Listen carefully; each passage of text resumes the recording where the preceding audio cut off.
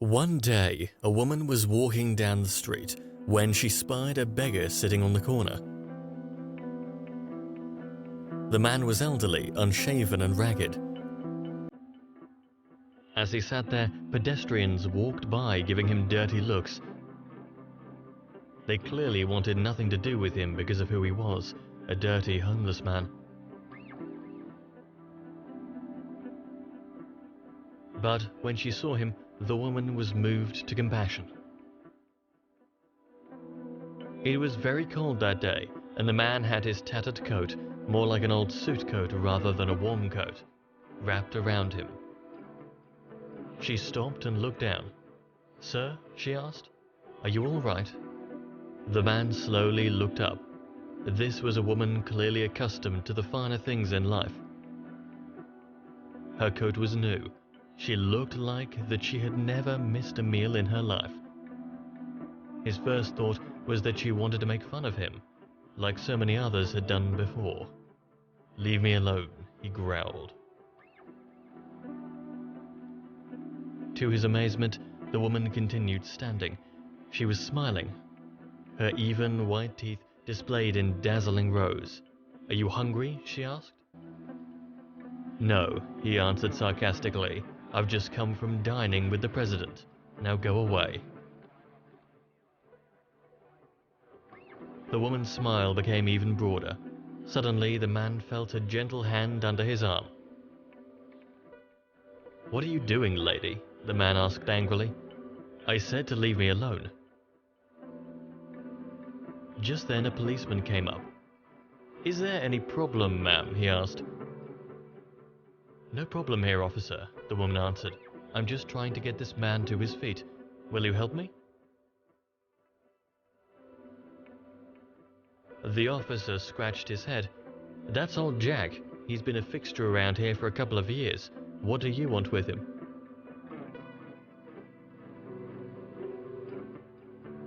"See that cafeteria over there?" she asked. "I'm going to get him something to eat and get him out of the cold for a while." "Are you crazy, lady?" the homeless man resisted. "I don't want to go in there." Then he felt strong hands grab his other arm and lift him up. "Let me go, officer. I didn't do anything." "This is a good deal for you, Jack," the officer answered. "Don't blow it." Finally, and with some difficulty, the woman and the police officer got Jack into the cafeteria and sat him at a table in a remote corner. It was the middle of the morning, so most of the breakfast crowd had already left, and a lunch bunch had not yet arrived. The manager strode across the cafeteria and stood by the table. "What's going on here, officer?" he asked. "What is all this? Is this man in trouble?" "This lady brought this man in here to be fed," the policeman answered. "Not in here," the manager replied angrily. "Having a person like that here is bad for business." Old Jack smiled a toothless grin. "See, lady? I told you so. Now if you'll let me go, I didn't want to come here in the first place." The woman turned to the cafeteria manager and smiled. "Sir, are you familiar with Eddy and Associates, the banking firm down the street?" "Of course I am," the manager answered impatiently. "They hold their weekly meetings in one of my banquet rooms." "And do you make a good profit from providing food at the weekly meetings?" "What business is that of yours?" "I, sir, am Penelope Eddy, President and CEO of the company." "Oh." The woman smiled again. "I thought that might make a difference." She glanced at the cop, who was busy stifling a giggle. "Would you like to join us in a cup of coffee and a meal, officer?"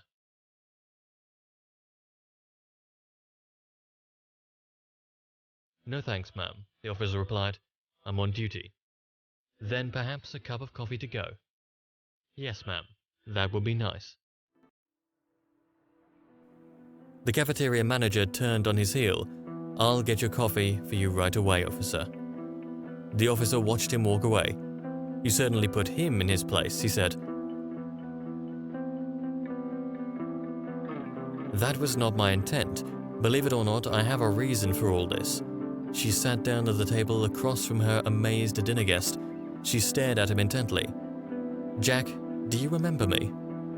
Old Jack searched her face with his old, rheumy eyes. "I think so. I mean, you do look familiar." "I'm a little older, perhaps," she said. "Maybe I've even filled out more than in my younger days when you worked here. And I came through that very door, cold and hungry." "Ma'am?" the officer said questioningly. He couldn't believe that such a magnificently turned-out woman could ever have been hungry. "I was just out of college," the woman began. "I had come to the city looking for a job, but I couldn't find anything. Finally, I was down to my last few cents and had been kicked out of my apartment. I walked the streets for days. It was February and I was cold and nearly starving. I saw this place and walked in on the off chance that I could get something to eat."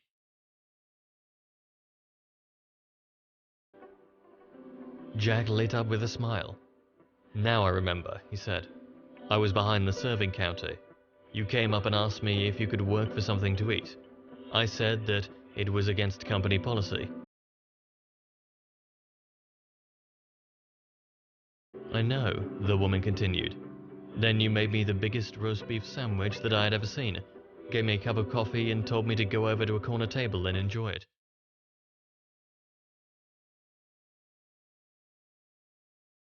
I was afraid you would get in trouble.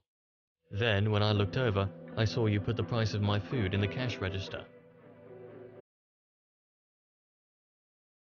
I knew then that everything would be all right." "So you started your own business?" old Jack said. "I got a job that very afternoon. I worked my way up. Eventually I started my own business that, with the help of God, prospered." She opened her purse and pulled out a business card. "When you are finished here, I want you to pay a visit to a Mr. Lyons.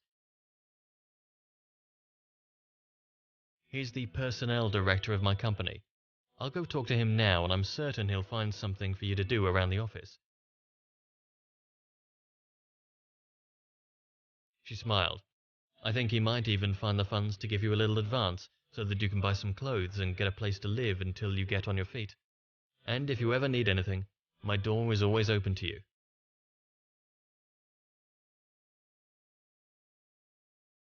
There were tears in the old man's eyes. "How can I ever thank you?" he said. "Don't thank me," the woman answered. "To God goes the glory. Thank God, he led me to you." Outside the cafeteria, the officer and the woman paused at the entrance before going their separate ways. "Thank you for all your help, officer," she said.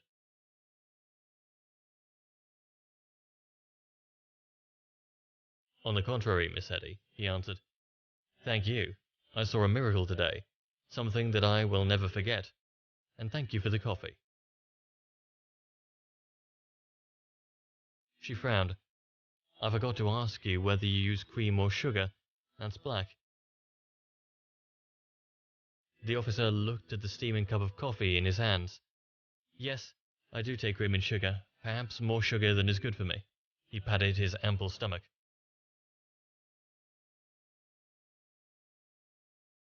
"I'm sorry," she said. "I don't need it now," he replied, smiling.